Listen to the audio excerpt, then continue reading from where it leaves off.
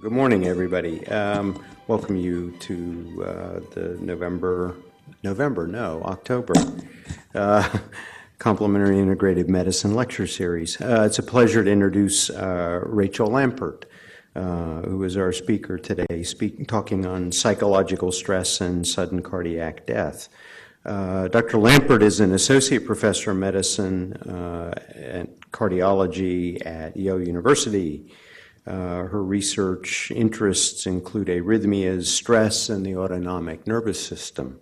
And that's an area that, as you know from several recent lectures that we've had here, is of great interest to NCAM as we look ahead in our strategic planning and thinking about priorities and areas for investment in work that we want to invest in as we go forward. Her recent investigation has included evaluation of effects of mental stress on ventricular tachycardia, as well as mechanisms and prognostic implications of this effect. She received her medical degree from Vanderbilt University and completed an internship and residency at Bellevue in New York. She also did a fellowship in cardiology and electrophysiology at Yale. She's board certified in cardiovascular disease and clinical cardiac electrophysiology, and it's my pleasure to introduce Rachel Lampert. Thank you very much. Thank you. It's a pleasure to be here.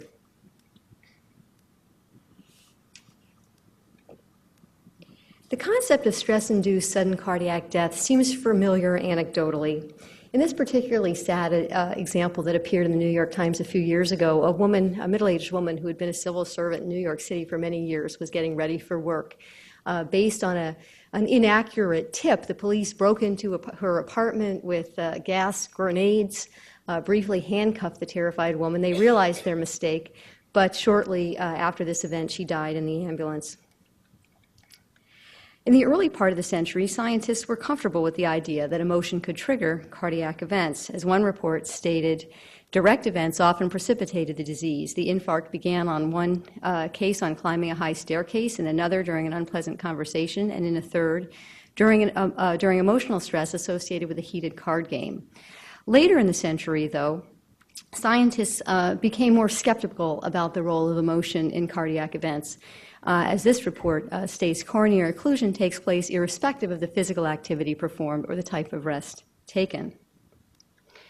Actual data to approach this question became available through the Northridge Earthquake in Los Angeles in 1994, which gave epidemiologists the opportunity to use coroner's records to look at the incidence of sudden cardiac death and other cardiac events at the time of a stress in an entire population.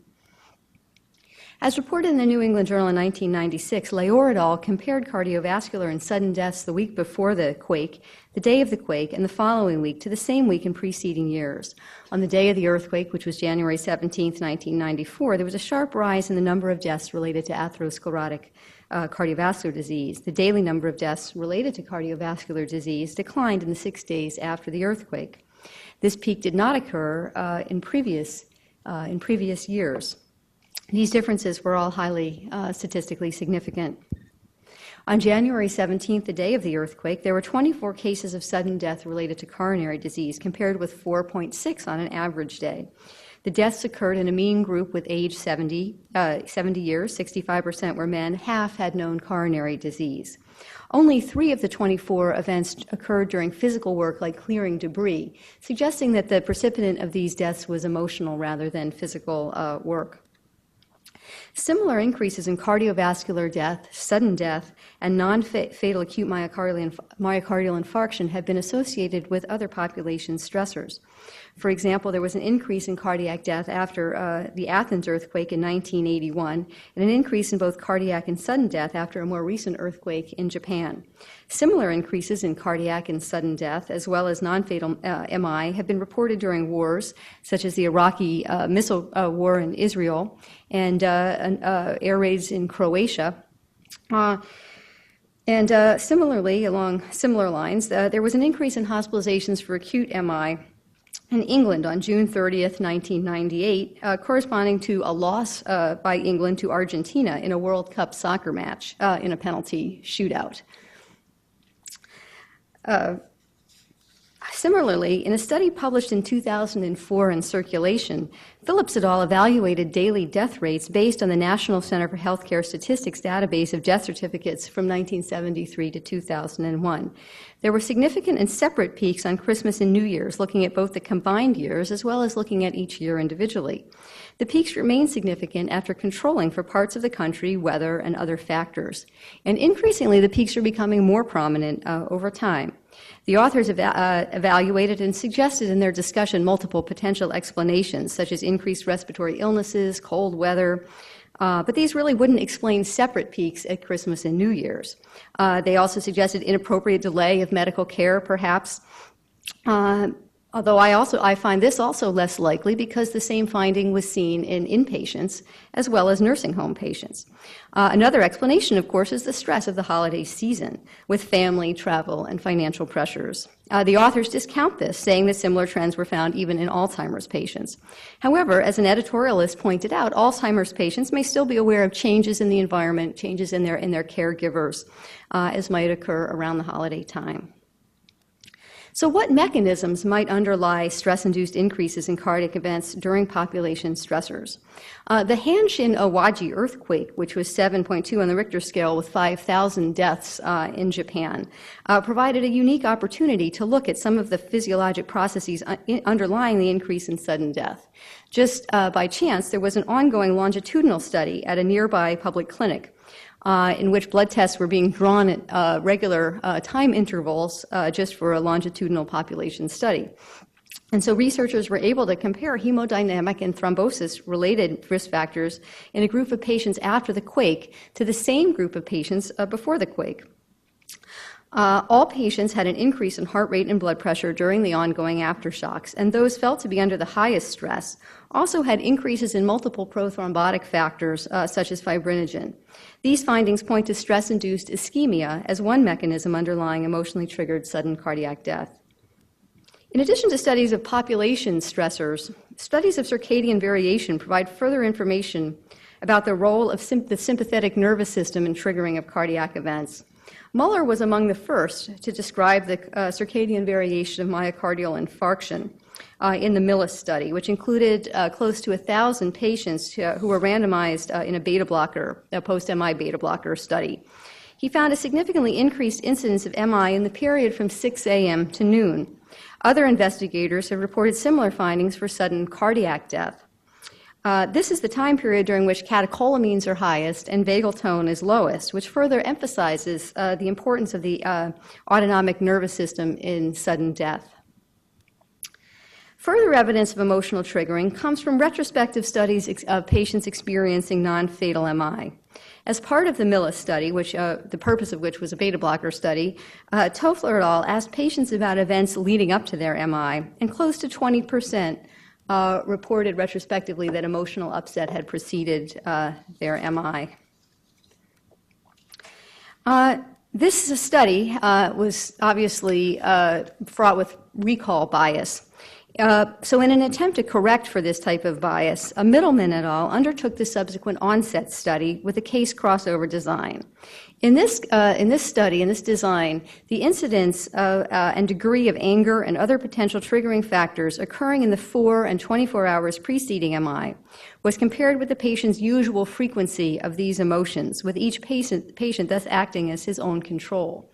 Patients were asked about levels of a variety of emotions, including anger, in the pre-MI hazard period and in their general lives. These two public figures from an older slide illustrate an anger level of 5 on their 7-point scale, which they described as very angry, body tense, clenching teeth or fists. So in this study of 1,600 patients, overall 2.4% had had an episode of anger at least level 5 within the 2 hours preceding infarction, which was significantly greater than what would have been expected based on their self-reported frequency of this level of anger. 8% had had an episode of anger within 24 hours, which was not significantly different from the usual frequency within 24 hours. As you can see, the relative risk of an MI following an episode of anger in this study was about twice for the 2 hours following the episode. Gabay et al. Looked at triggers of silent ischemia by asking patients to keep detailed diaries while wearing a Holter monitor. Silent ischemia was evaluated by ST changes. Although most of the total episodes of ischemia occurred during periods of moderate mental or physical activity, the likelihood of ischemia was highest during periods of the most intense mental activity. Anger was the only emotional stressor to correlate with ambulatory silent ischemia. The most direct method to evaluate the physiologic effects of stress is to take measurements of the process of interest during a laboratory-induced mental stressor. Similar to creating a physical stress on a treadmill exercise test, we can create mental stress in the laboratory setting through a variety of methods. These include asking the patient to do arithmetic in his head, such as serial subtraction of 7 from a 3-digit number, or can involve a speaking task with emotional content. In this study, evaluating normal physiologic responses to stress, investigators asked subjects to give a speech involving a close friend who was receiving poor care by the staff in a hospital or nursing home. In our lab, we do a stressor called anger recall. In anger recall, we ask patients to tell us about a recent episode of anger within the past couple of weeks. And as they're telling us about it, we insert irritating questions, maybe the other person was right, or, why do you really get so angry about this? Designed to put the person back into the moment and make them relive the moment. And as you know, when you're telling a friend about being angry, you tend to get angry all over again. And that allows us to study physiologic processes of interest and how they're affected by anger. This study showed that in a normal individual, like exercise, mental stress leads to an increase in systolic blood pressure and heart rate and contractility. Unlike exercise, however, psychological or mental stress causes an increase in diastolic blood pressure and afterload, with a decrease in ejection fraction of up to 5% even in normal individuals. Mental stress has been shown to induce multiple pathophysiologic responses, which may help explain the correlation of stress and ischemia. Mental stress can cause platelet activation and endothelial dysfunction in normal individuals. It causes a greater fall in ejection fraction in patients with coronary disease, which may be due to ischemia induced by the increased afterload or by coronary vasoconstriction, which has also been demonstrated in the cath lab to occur during mental stress. Berg et al. Has shown that a decrease in ejection fraction with mental stress in patients with known coronary disease can be predicted by psychological variables. In this study, they performed mental stress on 30 patients with stable coronary disease. Those whose psychological profiles demonstrated anger, hostility, or aggressiveness were more likely to show a decrease in ejection fraction with mental stress. Previous studies have shown that physiologic responses to mental stress in the laboratory correlate well with similar responses to stress in daily life. This enables us to define an individual's stress reactivity. Some individuals may display greater reactivity than others, and enables us to ask the question, what are the prognostic implications of high stress reactivity for those people? In the Psychophysiologic Investigations of MI study, or PIMI, led by David Sheps, 196 patients with coronary disease underwent mental stress testing during echocardiography. Patients were classified as with or without mental stress-induced ischemia based on development of new or worsened wall motion abnormalities. Patient status was followed up after 5 years. Among the 17 patients who had died, 40% had shown a new regional wall motion abnormality with mental stress, compared to just 19% of the survivors. As shown in the graph, development of mental stress ischemia significantly predicted death with a rate ratio of 2.8. Other studies have shown that stress reactivity predicts development of hypertension, preclinical coronary disease, stroke, and non-fatal MI. So these abundant data have all shown a strong relationship between stress and coronary ischemia, which is one mechanism of sudden cardiac death.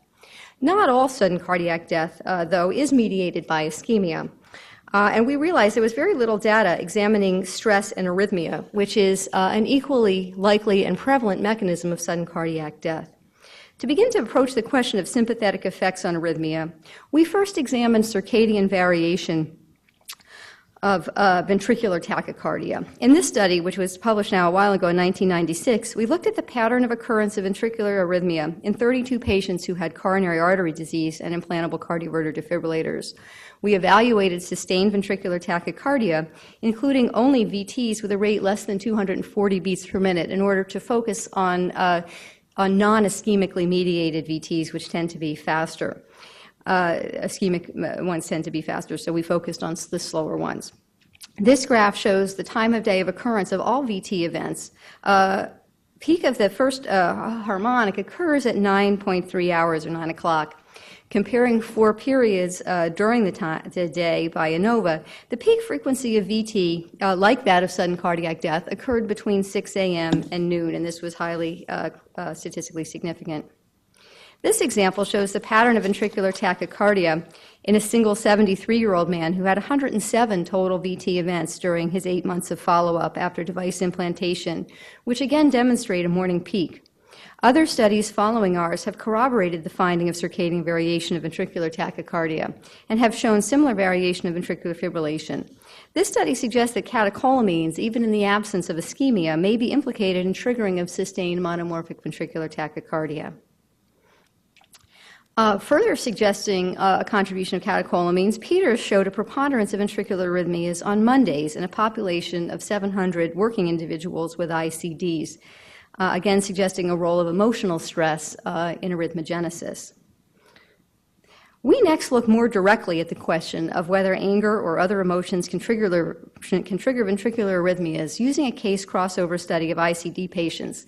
In this study, we asked patients to fill out a diary whenever they received a shock from their device, describing their emotions and activities in the 15 minutes and the 2 hours prior to device discharge. Similar to the onset study, we asked them to rank their levels of anger and other emotions on a 5-point Likert scale, and we also asked them details of what they were doing. They were then asked to fill out a similar diary 1 week later at the same time of day to serve as a control period. In this study, 107 patients were reported by 42 patients. 107 shocks were reported by 42 patients. This graph shows anger levels during the period 15 minutes preceding shock and during the control period. Higher levels of anger were more common preceding shock in the hatched bars than in the control periods in the dark bars. An analysis of an anger level dichotomized at greater than 3 on our scale of 1 to 5. Anger was significantly associated with the 15 minutes preceding shock. An anger level greater than 3 preceded 15% of shocks, but was present during only 3% of control periods. This association continued to be significant after we controlled for multiple events occurring in the same individual. Anxiety was also associated with the pre-shock period in unadjusted analysis, but when we controlled for multiple events, it lost significance. Some of the specific activities preceding shock that may have been associated with emotional arousal included driving, arguing, gambling, and receiving bad news. In this study, ventricular arrhythmia was also associated with mild to moderate physical activity. Vigorous activity was reported only rarely by our patients. There were several limitations to this study. Recall bias, with patients more likely to attribute feelings that actually occurred after the shock to the period before the shock, cannot be excluded. And it's also possible that patients may have altered their behavior in the week after the shock, purposefully avoiding things that might have been stimulating to them. There was an ongoing similar multi-center trial, the TOVA trial, which is completed, and the data has been presented in abstract form, which used the same study design as the onset trial. They asked patients to, when they first got their defibrillators, to describe the usual frequency of shock, usual frequency of emotions and physical activities, and then use that as the comparator. That trial also, the abstract has been presented showing that anger also triggered arrhythmias in that study, although it hasn't been published yet. In our study, we next looked to see what types of arrhythmias were being triggered by anger. This was a sub-analysis which looked at the actual electrograms of the shocks that occurred during anger and those that didn't occur during anger. So we found that anger-triggered arrhythmias, which we defined as those preceded by an anger level of 3 or above, as shown in yellow, were more likely to be polymorphic, initiated by a premature ventricular contraction, and pause-dependent, which are all characteristics of arrhythmias which are more likely to be lethal. So these are examples of an arrhythmia occurring in the absence of anger above, which is monomorphic and sudden onset, that is not preceded by a PVC, and an arrhythmia preceded by anger below, which is also monomorphic but is preceded by a PVC and is associated with a pause. So this is a pause-associated PVC-initiated arrhythmia occurring with anger. This anger-triggered arrhythmia was polymorphic and pause-associated. And even for people who aren't used to looking at EKGs, this looks pretty nasty. Overall, 38% of anger-associated arrhythmias were polymorphic, compared with 10% of our non-anger-triggered ventricular arrhythmias. Matt Berg did a further sub-analysis of this study to evaluate whether some patients were more prone than others to experience emotionally triggered arrhythmias based on a standard battery measuring psychological traits, which the patients had completed at the time of their enrollment into our study. The 17 patients who experienced an anger-triggered arrhythmia scored higher at baseline on anger-related measures, including trait anger, aggressive response, and hostility, and lower on anger control than the 25 patients who had not experienced anger-triggered shocks, who had experienced shocks but ones which were not anger-triggered.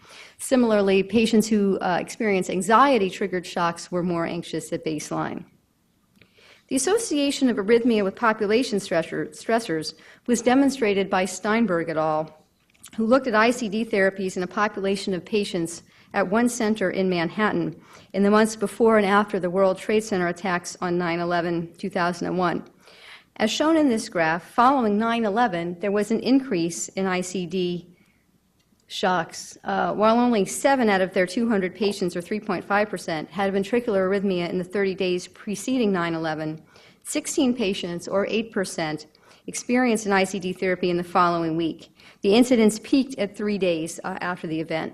There was no similar increase in September or October of 2002, which implied an effect of the tragedy. Interestingly, a similar study by Shed found a similar increase in appropriately treated ventricular arrhythmias in Florida following 9/11, which emphasized the nationwide nature of the stress and the power of the media. So what mechanisms may underlie the impact of stress on arrhythmogenesis? Several studies have looked at effects of stress on ventricular repolarization. This is one of my favorite studies that I wish I had done. Toivonen et al. Used a human model of stress, the on-call medical house officer, to look at effects of an acute sympathetic output on repolarization. In this study, residents were asked to wear halters while they were on call and record the time of pages which awakened them from sleep. The QT interval was compared in the stressed versus the rested state. This group used an interpolation method rather than Bizet's formula to normalize to the heart rate.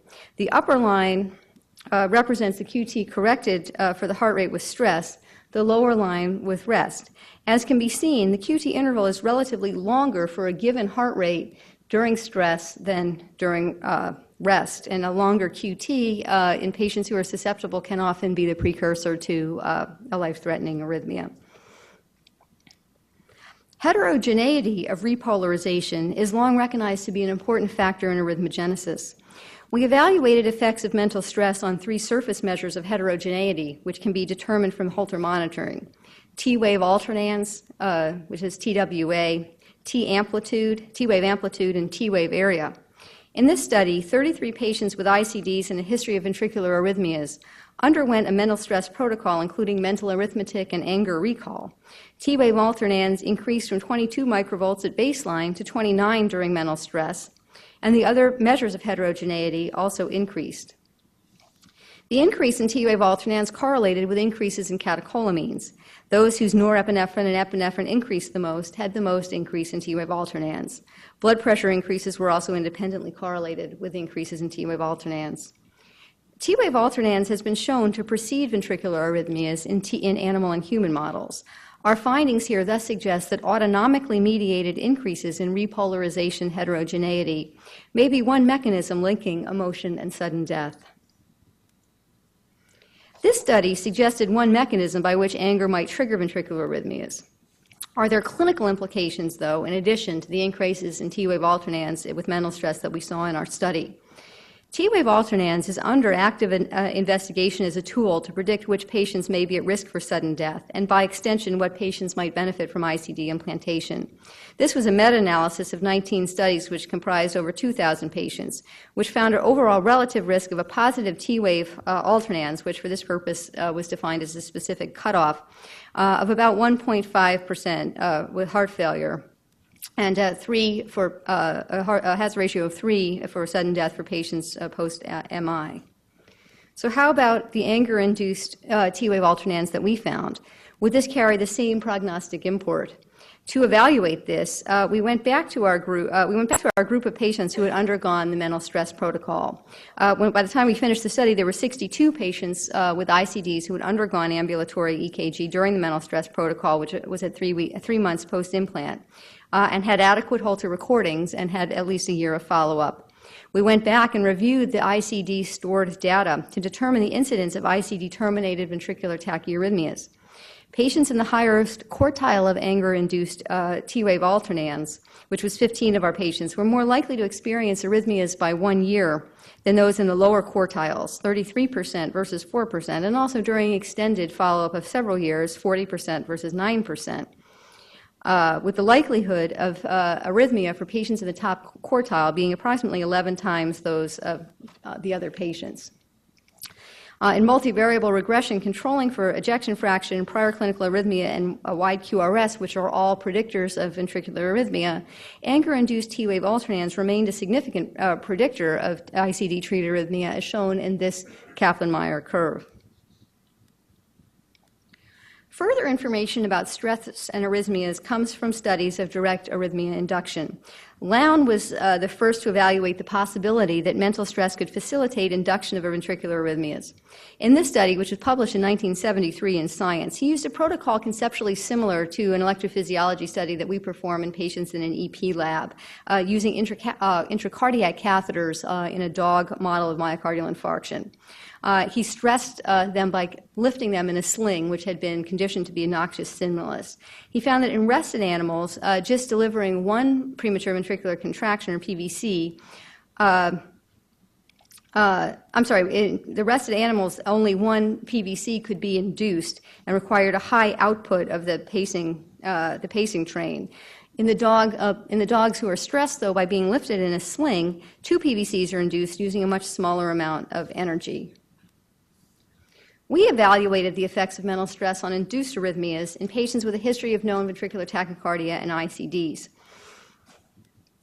It used to be that when patients received an ICD, we would have them undergo a non-invasive electrophysiology study in which we would bring them into our lab several months after their procedure and bring on tachycardia and watch the device get them out. These days we don't do that anymore because we kind of know that ICDs work, but at the time the study was done, this was a standard of care.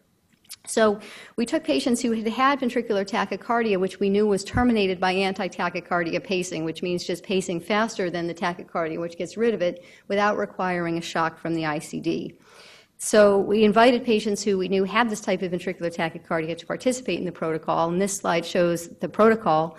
Basically, we first did program stimulation in which we pace the heart in different patterns, which will induce ventricular tachycardia in patients who are prone to it in the resting state. They were awake, but just at rest.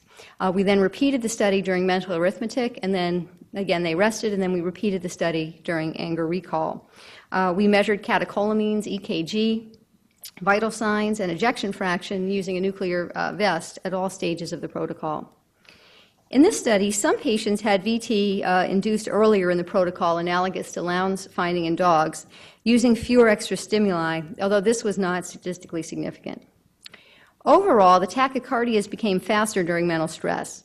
5 patients had a decrease in cycle length of more than 20 milliseconds during the tachycardia, with a mean cycle length of 350 in the resting state versus 314 during stress, which is a qualitatively significant shortening of cycle length or speeding up of the arrhythmia. This is an example of a patient with acceleration of VT by anger. In the resting awake state at the top, non-invasive program stimulation has induced a VT of cycle length 435 milliseconds, and you can see this is sort of a slow VT. During anger recall in the same patient, VT of a cycle length 280 milliseconds. The cycle length is the amount of time between this R wave and this R wave. So this was it was a shorter cycle length, a much faster tachycardia, while this arrhythmia could be terminated by pacing, going back to the normal rhythm. This arrhythmia required a shock to bring the rhythm back to normal. What was most interesting about the study, though, was what happened to tachycardia termination by the defibrillator. On the left here are listed responses to anti-tachycardia pacing. So it could be the rhythm was self-terminating. It could be we tried this anti-tachycardia pacing called ATP, in which we just pace faster, and it was successful. It could be it failed, or it could be it actually accelerated the rhythm into a faster zone.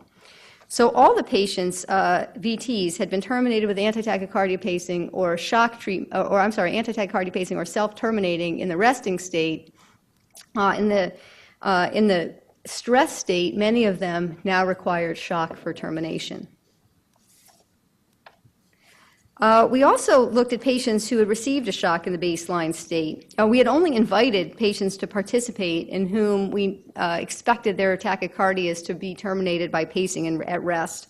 But unexpectedly, 4 patients just in the resting state had shock-treated arrhythmias even before we started the mental stress protocol.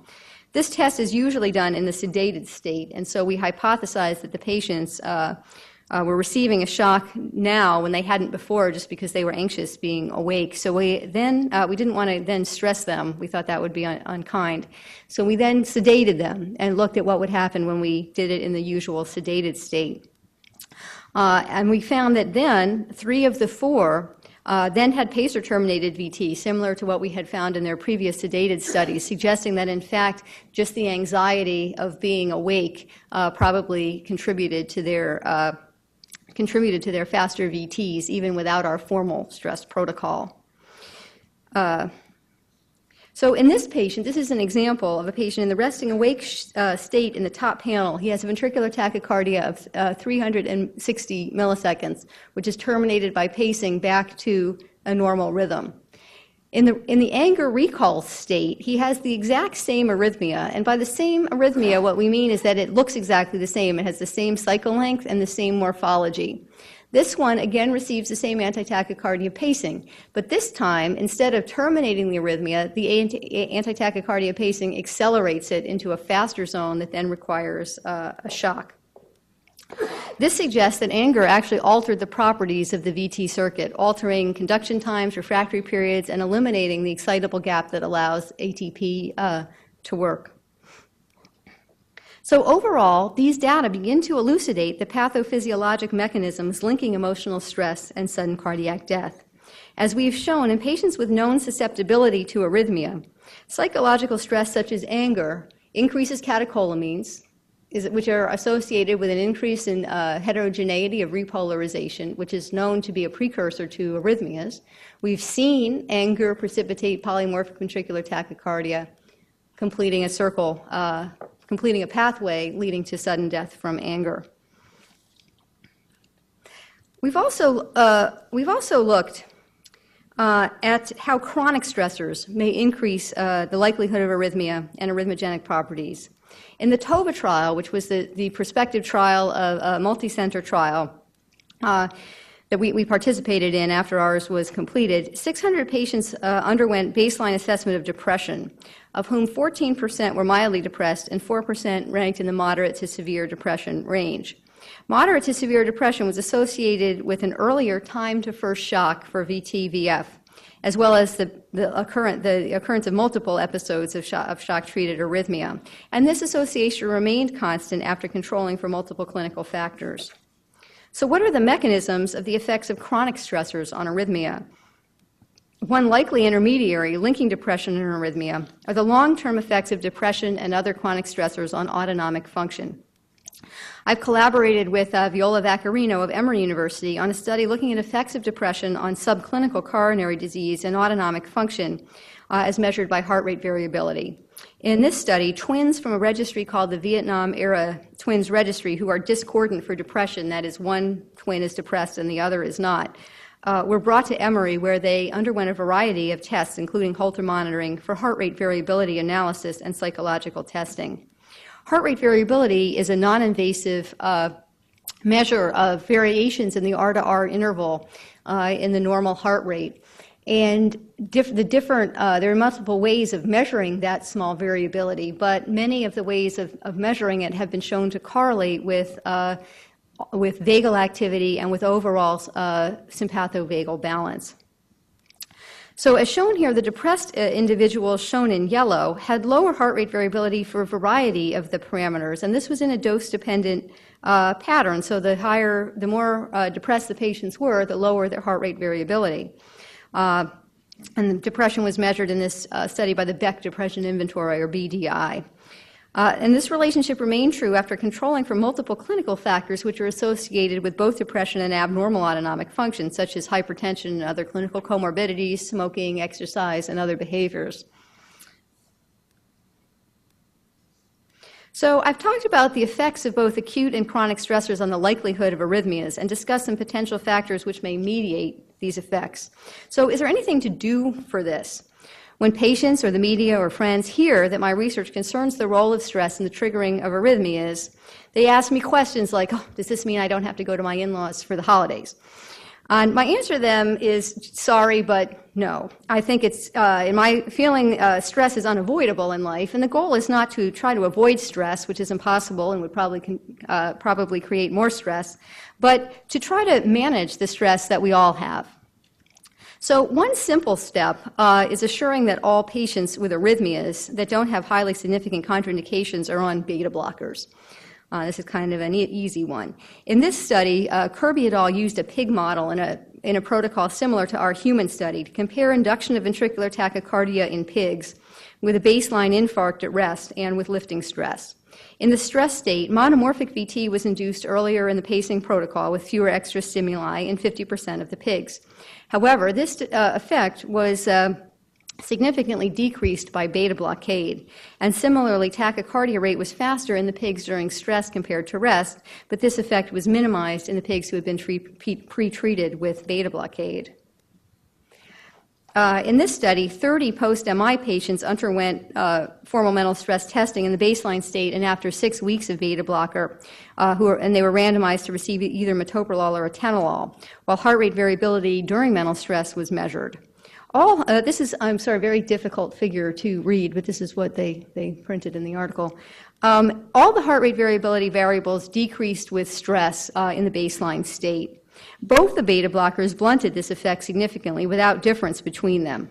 In general, heart rate variability was decreased during mental and physical stress testing, as would be expected. Beta blockade increased heart rate variability during mental stress performance, but during the performance of the mental stress tasks, but did not impact the changes in HRV during exercise. So we have also looked at other ways to perhaps change a heart rate variability non-pharmacologically. And this is a study I did with a medical student named Rachel Friedman, in which we looked at the effects of Reiki on autonomic activity early after acute coronary syndrome. And the way I got started on this study, I didn't really know much about Reiki or much about CAM or integrative therapies in general. And this young woman came to me very interested in this subject, and I really wasn't too interested when I first heard about it, but I thought that if we've shown that stress can cause bad effects, that probably if this Reiki or whatever she called it was going to decrease stress, maybe we would see good effects. So we embarked on this study, which really was eye-opening for me. We included patients who had had an acute coronary syndrome within the last 72 hours.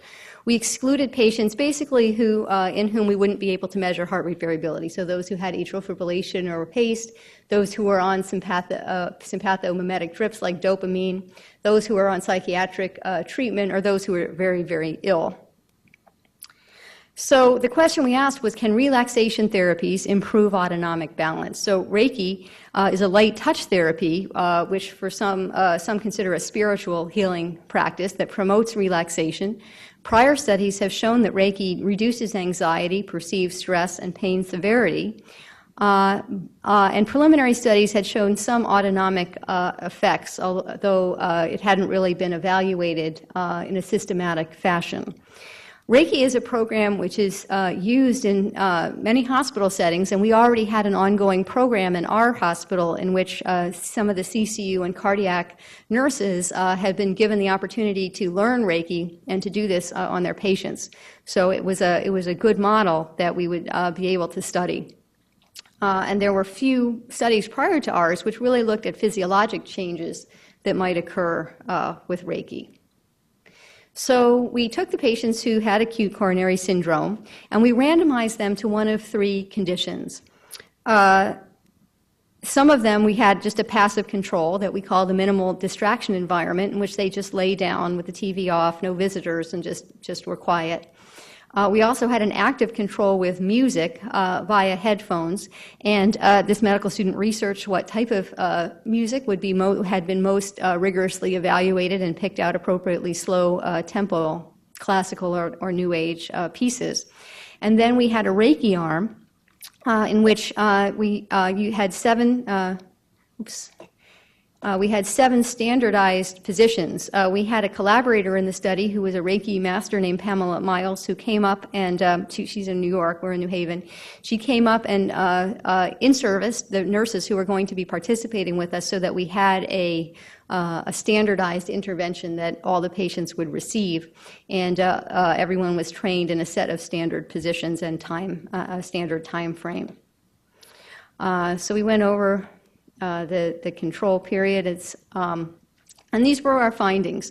And these were published actually just about 2 weeks ago in the Journal of American College of Cardiology as in a short report form. So the first thing we found was that Reiki improved all of the positive emotions of calmness, happiness, relaxation, and decreased the negative emotions of anger, stress, and frustration. And generally, music was somewhere in between. As far as the control, in general, the control had the least change, Reiki had the most, and music was beneficial, but not anywhere near as much as the Reiki. We then looked at the physiologic parameters of high-frequency heart rate variability, which is a rigorously demonstrated measure of heart rate variability, which demonstrates vagal, ongoing acute vagal activity. And we found that Reiki improved high-frequency power, which is, again, an increase in vagal activity. Control really had no change, and music actually decreased vagal activity. R-to-R interval, which is sort of the inverse of the heart rate, the longer your R-to-R interval, the slower your heart rate, increased with Reiki, had minimal increase with music, and in this sense, control was halfway. So music was sort of interesting that it actually had much less effect in the physiologic parameters than even just resting did. But Reiki was really very beneficial in the acute term for these physiologic parameters. Several small studies have also evaluated whether psychological intervention can improve symptoms in ICD patients. So these were studies that looked to improve both physiologic and psychological parameters using standard cognitive behavioral therapy types of stress reduction to improve things for ICD patients. So this was a study by Cohn et al. In which he randomized just 49 patients to receive either a standard cognitive behavioral therapy or CBT, which they received once a week for 7 weeks, or the usual treatment, which was sort of a psychoeducation to receive a usual treatment. And the CBT therapy involves psychoeducation regarding anxiety, avoidance behaviors, distorted cognition, and stress management. And overall, the therapy group in general showed less depression, anxiety, and psychological distress than the no therapy group. As shown in this graph, though, when they divided the patients into those who had had shocks and those who had not had shocks, all these factors, depression, anxiety, and psychosocial stress, you're seeing the CBT group doing better in the shocked group. So the difference between the normal therapy and CBT is wide for the patients who had received shocks, the subgroups, and narrow for those who had not. So it was the benefit was really being seen of this psychotherapy in the patients who had received shocks. This was another small intervention study by Chevalier, who looked at used a similar type of CBT model. And found that in the treatment group, there was an improvement of heart rate variability and decrease in heart rate in the treated group, an improvement in anxiety, and they found that there was a decrease in shocks received. So this is the usual care group in green and the CBT in yellow. So at 3 months, a number of the usual care patients had been shocked, none of the CBT. At 12 months, there's still a big difference in the number who have been shocked. This was no longer statistically significant because the groups were so small, but it really qualitatively looks pretty dramatic that CBT is helping these ICD patients, both as far as their quality of life and their anxiety, and also physiologically as far as receiving fewer shocks. We at Yale are now working on a large-scale randomized trial funded by NHLBI. The PI for this is Dr. Matt Berg, who is a psychologist, and I am a co-investigator on this. In our study, we are going to see whether behavioral therapy can play a role in reducing ventricular arrhythmias, and this is called the RISTA study, or Reducing ICD Shock-Treated Arrhythmias. We're looking at patients who have received either new ICDs or those who have recently received a shock, and randomizing them to receive an 8-week course of a group CBT intervention or usual care. This is just our snazzier brochure here. So this is the study design. Basically, we are randomizing the patients to usual care or stress. We also are doing a laboratory mental stress protocol so that we can look at a variety of physiologic biomarkers such as T wave alternance, heart rate variability, to see whether the treatment will improve the short-term measures of stress-induced changes in physiology. And then we're following the patients for 2 years to see whether the behavioral stress reduction therapy will in fact lower their incidence of shock over 2 years. So our hypotheses are that stress reduction therapy, or SRT, will reduce the risk of arrhythmias requiring shock that will be associated with a decrease in arrhythmogenic changes, or T-wave alternans, seen in acute stress in the laboratory, and that the patient will have better quality of life who receive the SRT. I have a sub-study of this just to look at some other physiology. I'll look at whether emotion can actually alter T-wave alternans in daily life to really get more deeply into the mechanisms of anger-induced arrhythmias. There's an ongoing study that I know of. I'm not involved with this, but I know the woman slightly who's doing this, is doing a similar study with yoga, looking at whether yoga can reduce shock-treated arrhythmias. This is a small study. She's done with enrollment. She enrolled about 50 people. She did find that there was lower shock anxiety and lower depression in the yoga group. And she's looking now at whether there will be a decrease in shocks in the yoga group. So I'll stop here. I think we've certainly shown that stress can precipitate ischemia, can precipitate arrhythmia, all of which can lead to sudden death and ventricular arrhythmias in patients like ICD patients. And I think the exciting front now is to see what we can do to reduce stress, either by standard psychological means or by complementary type of means, to improve things for patients at risk for arrhythmias. Thank you. Without questions? Okay. Are there any questions in the audience? No? Okay. No? Okay. Rachel, that was terrific. Very valuable summary of a large body of data. Now, in the studies, say the recent study you're just starting, are all the patients beta blocked, and do you think that will have a diminished effect? Diminish your effect size? We don't prescribe beta blockers as part of the study or proscribe them, but pretty much all ICD patients are on either beta blockers or antiarrhythmics, including beta blockade.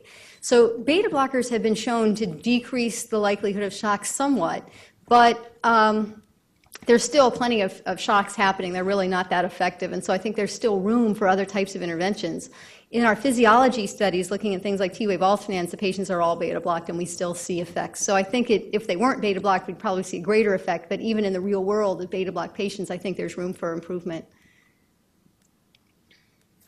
Yeah. Great talk. Thank you very much. There was a literature about hostility and sudden death, and there's a literature about treating hostility with both pharmacological methods like SSRIs and also with the fish oils and omega-3s. Have there been any studies looking at like antidepressants and sudden cardiac death in this way? Well, so a couple of things. Hostility and depression. There are certainly, both of those increase sudden cardiac death and ventricular arrhythmias. Depression, the data on depression and SSRIs as far as cardiovascular outcomes are mixed. There was a large multi-center trial of treatment for depression, I'm blanking on the name, although I know it very well, that didn't show any overall effect of depression treatment. But the depression-treated group was a mixture of behavioral therapy and SSRIs. And there probably was actually some improvement in the SSRI group. I'm not familiar with data on SSRIs and hostility. One of the things that we're looking at in our study is we are doing a lot of psychological testing in the patients. We're enrolling all comers, regardless of whether they're enriched, is the depression study. Enriched only looked at depressed patients. We're enrolling everybody, all comers, and putting them in the stress management program, or randomizing them to receive it, half of them to receive it. We're measuring their hostility and depression, and we'll look at those as subgroups to see whether the intervention works for everyone or only works for subgroups who are at highest risk of that type of problem. Thank you. Dr. Lampert, I want to thank you very much for your presentation. I had a question in regards to some recent research that suggested that gender factors are something that we may want to take a look at in terms of some of these issues that you've presented. And was curious about your thoughts. Versteg very recently published in Health Psychology looking at somatosensory amplification in women, and primarily as it pertained to anxiety. I wanted to know if you found similar types of results in your research and other diversity factors that you think are relevant. In my own research with ICD patients, we had trouble looking at gender and racial types of differences because so many of the patients are white males that it's very hard. You need a lot of people, and that's due to a combination of factors. A large amount of it is due in women. There's probably some physical differences that result in fewer of them being at risk. There's, their incidence of heart attack is lower until they get much older. So there are fewer of them that need ICDs. And there's also studies that just show bias, and disparities. So there are fewer women, and we've never had enough in my own studies to really look carefully. I think the data on gender and reactivity is mixed. I know there's some, I don't know the literature in depth, but one of the studies I really enjoy is a study that was done by Dr. Stoney, who's at the NHLBI, I think, when she was in Pittsburgh, that actually showed that women are less reactive to many tasks, which maybe goes along with their having fewer arrhythmias. And maybe, despite some common conceptions, women may actually be cooler during stress physiologically. So I think the data is very mixed on gender. Thank you. Very nice review of the literature and very nice study designs for what's going on currently. My question has to do with the baroreflex. I don't understand the T-wave alternans findings in terms of a sustained increase in sympathetic outflow to the heart or what have you, but I do understand how that phenomenon could reflect decreased baroreflex modulation of autonomic outflows, we found that low-frequency power of heart rate variability is independent of cardiac sympathetic outflow, but is directly related to baroreflex cardiovagal gain. So my question is, in the studies that you're doing, are you measuring beat-to-beat blood pressure so that you can follow baroreflex gain as a potentially important determinant of the outcomes? I think that would be interesting. We haven't done that. We haven't used that type of. We don't have. I don't have the equipment right now to measure beat-to-beat blood pressures. But I think it is very. It would give us very interesting and complementary information. What we use, like for the T-wave alternans study, is we used catechols. This is sympathetic HRV. This is vagal. But I think we would get a more complete picture. It's a fairly simplistic view that I think we would have a more complete picture with the baroreflex measure. Thanks. Okay, thank you very much. Thank you. Come back next month. We'll see you then. Oh, thank you.